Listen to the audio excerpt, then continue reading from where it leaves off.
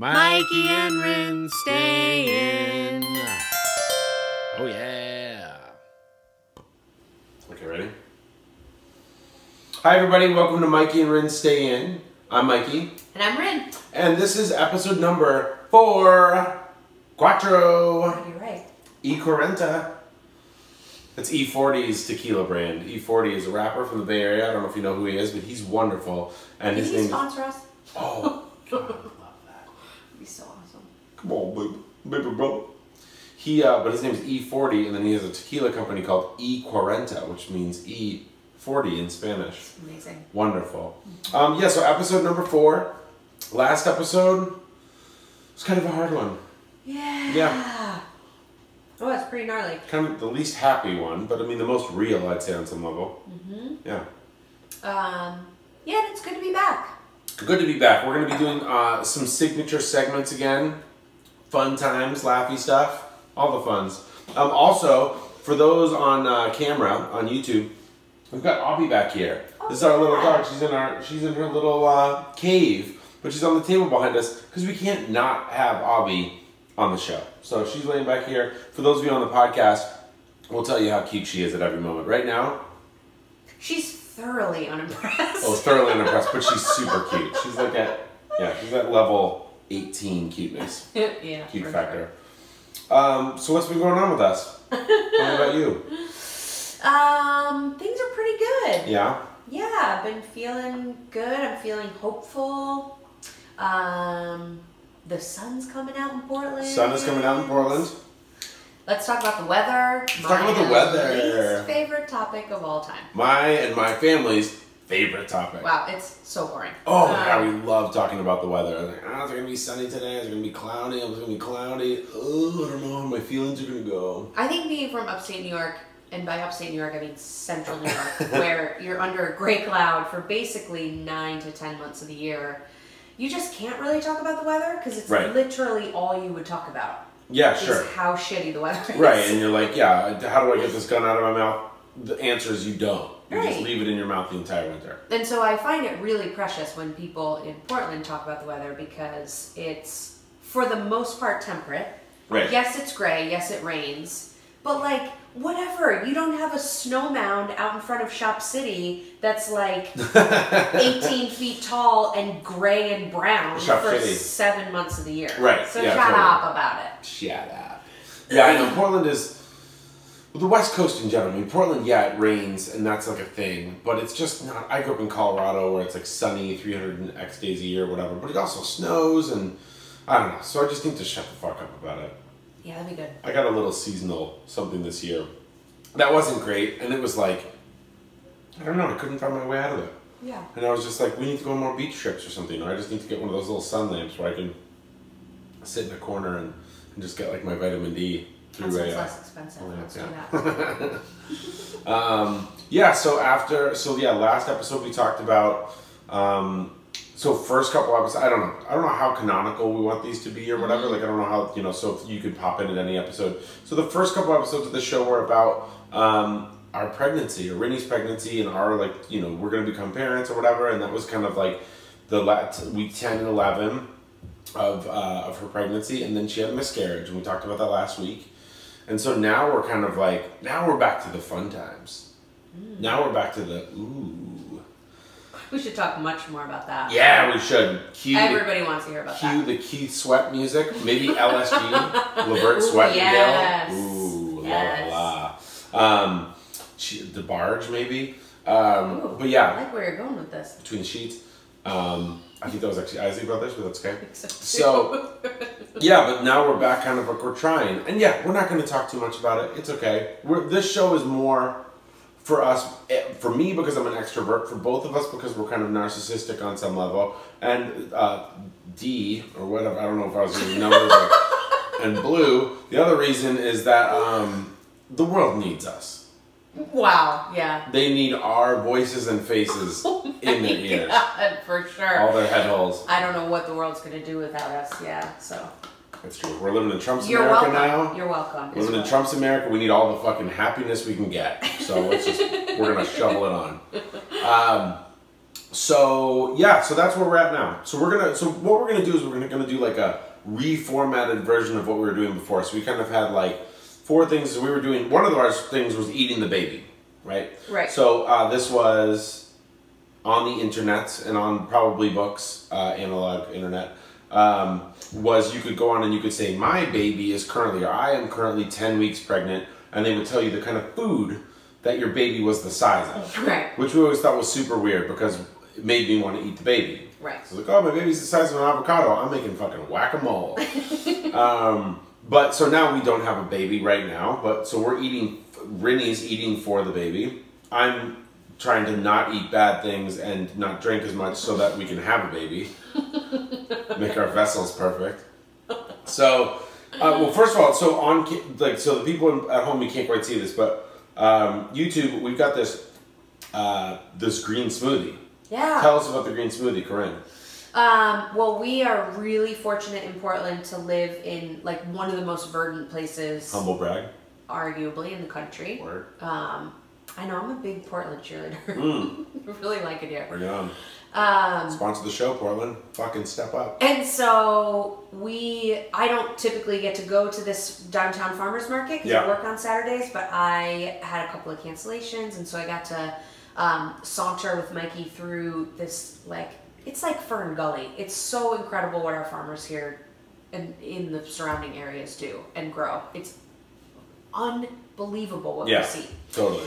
And so this is basically a glass of all that stuff. Right. All combined. Yeah, there's like little gem lettuce in here. There's some mint in here, some parsley in here.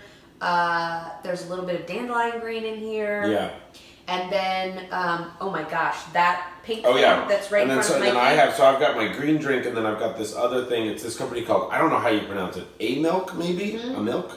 It's small A, and then capital M-Y-L-K. Like not milk? Kind of A-Milk? A-Milk? Oh, is that what they're trying to say? Maybe. Yeah, I don't know. And it kind of looks like woman, but the W-O-M-W-Y-N. Oh, wait. You know what I'm saying? W-O-M-Y-N, so that you don't have men in there, but it's like A-Milk, so I don't know. But it's super cool. It's very cute. It like kind of is like a modern, it looks like an Apple product almost. It's like very cute. But this one is like, I can't remember, pearls?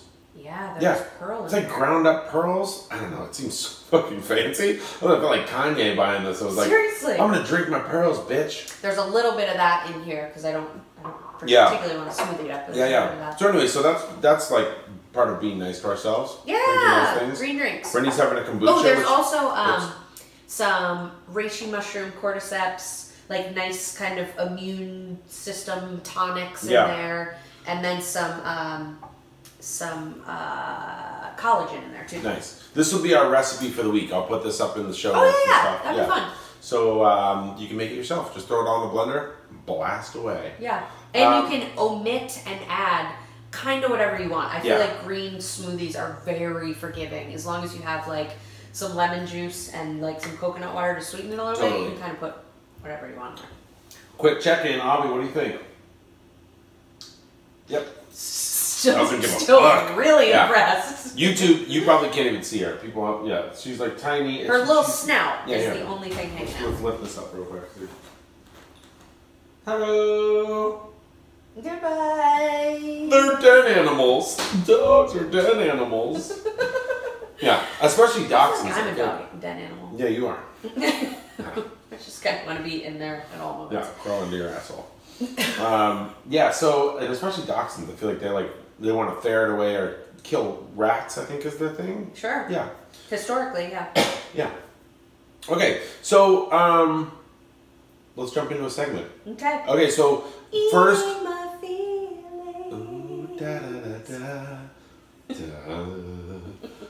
If you guys love our singing at the beginning of the show, we could start singing. This show could morph into like a Broadway covers podcast. Ooh, yeah. Broadway and then like be tapping into my musical theater roots. Can't wait. Yeah, let's do it. So first segment is called Eating Our Feelings.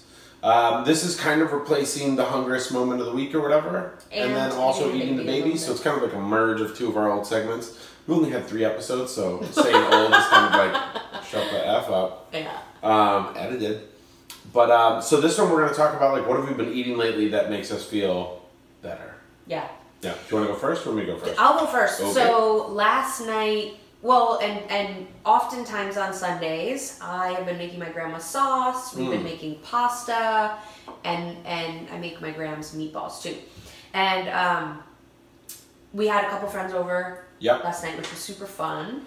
And not a ton of leftover food, but sort of enough leftover where Mikey and I do this thing where we don't want to put it away, so we just eat it. Yeah, oh, it's so fun. Even though I'm completely at max capacity. Right. And I feel it's like my friend who, we used to have parties at our house, and then the next day he would go around and he would drink all of the wounded soldiers, all the beers that were like... Wow, how many cigarette butts did he drink? And then he would catch a cigarette butt every once in a while. Definitely. Disgusting. Yeah, but it's really a moment of the most epic form of laziness, I feel like. Yeah. And just slovenly behavior. Right. Eating your work. Yeah. Just so that you don't have to clean up. And also because maybe you're feeling like a little empty inside. And so you're just sort of trying to fill with carbs, which is ultimately... I think I like to rationalize it by saying, oh, when people were here, I'm talking and like entertaining, so I didn't get to eat. I didn't eat as much. Bull. Eat enough. Shit.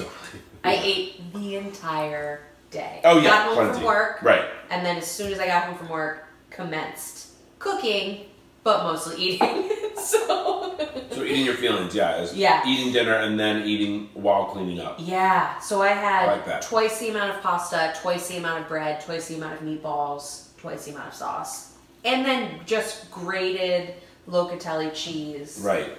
That was left in piles that I just... The argument for me though is, it's one thing if you have, I don't know what the example is, but it's like one thing if you have like, so someone brought over like a ton of takeout or like fast food or something. Sure. And then you're just going around and grazing that.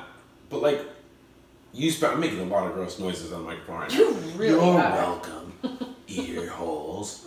But you made all the things with like your grandmother's love from heaven. Sure. You made pasta, you made sauce, you made all these things, and so like I feel like it makes it less bad. I don't know. I don't know if that's an excuse though to then be slovenly, like overeat. I feel like the most reverent thing you can do is eat until you're satiated and then save it for the next time you need to be satiated. No, that's true, yeah. That's a solid argument. Yeah. There's no arguing that. Yeah. It was all freaking delicious, and I'm like grateful for every single moment I put that food in my mouth. Yeah. It's just the happiest kind of food. Yeah. Say what you want. Italian food is like, it's for me the happiest place I can go to. And also, you're welcome, podcast listeners. Corinne talks with her hands a lot, and so she keeps hitting where the microphones are. Sorry.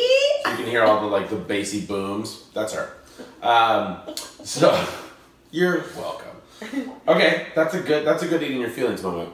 And I mean, and when we say eating our feelings, it's not necessarily like we're eating our feelings because we're sad about the baby not coming or like the making a new baby. Right. Maybe it is though. It's kind of I think it's all kind of rolled. Yeah, sure. Okay. It's all kind of rolled up. So fuck it. It is eating my feelings. Yeah. Okay, so my eating my feelings. Hold on. Hold please. Help me. Ooh. So I brought props. So I've been obsessed with this company lately. So this is little auditory experience. Here's this like ASMR. This is a package right here that I'm gonna squeeze. You can say that's doing things to your brainwaves or whatever, but you're just feeding off. And ASMR. it could be doing things to your Oh brain yeah, waves totally is. Yeah. simultaneously. Okay, so this is this company called Vegan Robs, and they're doing. I've got cauliflower puffs, and then I've got Brussels sprout puffs. These are a product that I would never buy. Yeah, this is not the demographic. Mikey is not their demographic by No. any stretch of the imagination. A, not a vegan. B, don't really like people named Rob, except for all my friends named Rob. I love you guys. But the packaging's terrible. Sorry, Vegan Robs. Sorry, Vegan Robs, but sort it out, man. It looks like a fucking tapestry. It's terrible.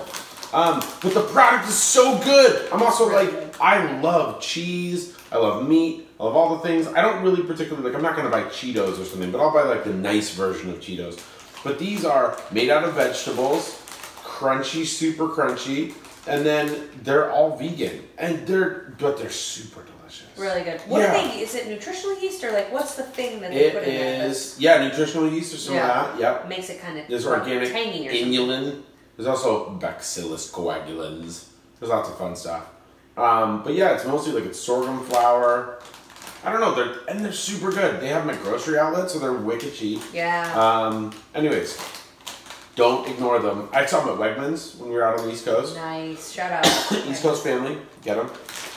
So yeah, I've been crunching those. I've also just been feeling like anything that can be kind of crunchy and loud and stimulating and all that. Like that's my eating feelings. For a little sensory experience too. Sure, why not? Sweet, part of your sensory diet. Yeah, we've been eating these. We've also been watching lots of really good shows lately. Like our kind of go-to quiet show is Great British Baking Show. Yeah, unbelievable. Probably talked about it on the show, but it's so good and it's just so like loving. I don't know. The contestants are all cheering each other on and crying when one leaves and it's so not like American. helping each other. Yeah. Like, and like one person is really struggling to finish their cake and someone comes over and like helps them ice it or I don't know. It's just and then the judges who like here were like, oh man, we want Simon Cowell to like piss down these people's faces or whatever. And you know, we just want it to be mean and this show it's just like when the judges are kicking someone off the show, they're like crying as well and hugging them. Yeah. It's so nice. I love it. We also just got done watching Fleabag. Ooh, best show maybe of the last couple of years, I'd say. Yeah. Yeah, my favorite show recently on Amazon. I'm going to say ever. I just don't feel like I've seen anything like it. So good. Yeah, the woman who stars in it writes it too. She's epic. I mean, she does these like, you know, turns to the camera or whatever, kind of breaking the fourth wall that are awesome. So good. It's magnificent. Yeah. Spoiler alert. You're gonna love it. Let's move it along. Pro tip. What you got for me? You're a professional. You're more professional than I am. Well, I feel like I'm kind of getting to be a professional at baby making these days. Ooh, hey. Because we've just been at it for a little while, right? And for those of you on the podcast, that's maybe why it's not working. I just made the universal thrusting, humping movement. Yeah. Cool. Trey sexy. Yeah, Trey sexy. Nice. Trey songs. But so I am a health professional. This is something that I definitely should have known, but didn't really know to look for, to watch for. And that thing is something called your cervical mucus. Yes, we're doing cervical mucus on the show. I mean, why not? It needs to be spread far and wide. Many people likely probably already know this, but... You didn't catch my no pun on that one? Spread the mucus far and wide? I don't know that. Ooh, pretty good, pretty good. Sorry, I was like... You're on it. I'm spreading the word right now. Yeah, she's an evangelist for it. I love it. It's really incredible. So, essentially, we as women, because of our hormonal fluctuations, are the kind of mucus, for lack of a better word, but the liquid surrounding your cervix changes. And if you are trying to conceive, there's sort of optimal viscosities for your cervical mucus, right? Yeah. And sort of what you want it to look like is kind of stretchy and clearish, kind of like, think egg white. Think egg whites. You'll never get this out of your head now. No. But essentially it makes sense, right? Sorry, breakfast eaters. Yeah, God. Sperm is gonna, latch on and catch a ride to something that's really stretchy and is able to, like, bring it up the canal. Oh, is that the way that we think about it? Well, see, I've been thinking about it more along the lines of, like, that's what they're going to have to go and swim through. So you want it to be as kind of viscous, like as loose as possible, so that the sperm have an easy time getting... Right, yeah. But there's also some pull? Like adherence, yeah. Oh, gotcha, okay, yeah. And so... I've just been checking it really diligently. It's really awesome. And it's fascinating. Yeah. I was like, I can't really change that much, can it? Yeah. Literally hour to hour it can change. But I've been kind of checking it once a day and just noticing it. This is the one incredible thing about it taking a little while to get pregnant is that you really do, or I have anyway, tapped into my femininity on a level that I never really expected. Yeah, that's super cool. And I'm just figuring out, like, around the times when I ovulate, my emotions are different. My cervical mucus is different. My skin is different. My hair is different. It's really wild, and to be able to have tuned into my body in this way is like, I feel really grateful for kind of being able to ride that wave. And then to have a partner who's like, I can talk to about this stuff, like, oh man, cervical mucus is a little sticky today, or whatever. And yeah, it's so he's cool. like, oh, let me see. Oh, it's really fun. Well, because the other part about it is, like, not only is that, I'm about to man this and whatever, but the other part about it is that you can get ovulation tests that are, expensive. Definitely. $20 for like 10 tests or whatever. Yeah, it's insane. And so you can be testing for 10 days or whatever. Maybe only 3 of those are ovulating, so you just spent that money. And it seems like they're kind of, from what we've talked to people about, it just doesn't seem like they're like super reliable. Well, because you get a positive, right? But you could ovulate within, I think it's 12 to 48 hours or something after you get that positive LH surge. Yeah, and what they've said is that if you, like, the canary in the coal mine is the cervical mucus. So like, if you're testing that at every moment and you're kind of going, ooh, up, it's at the, it's right now. And you can be, you're way more on top of it than pissing on a stick. So. And it's free. I'm with it. I love it. Yeah. I think it's so cool. I love, like, kind of life hacks that aren't life hacks, like life hacks that are like, oh yeah, of course this is. Why isn't every woman taught what this? You should be doing? Yeah. In every like. Right. Introductory reproductive health class. Of course, they're not taught it. Like, nobody in this country is trying to like empower women's reproductive to be more rights. Sexual, as we know. Yeah. Alabama. Thanks, Alabama. You butt slammers. Wish you guys were butt slammers more with the helpful thing. Fucking idiots. Sorry. Yeah, I also feel really happy that we live in a state where reproductive choice is honored and valued and not a question. Sure. So. Yeah, if you don't agree with that, don't listen to the show. Fuck off. Okay, so my pro tip is that fuck off if you're trying to take away women's health rights. No, but my pro tip is, it's kind of in the same vein actually. It's in the listen to your heart. Yes. And by heart, I mean private area. So,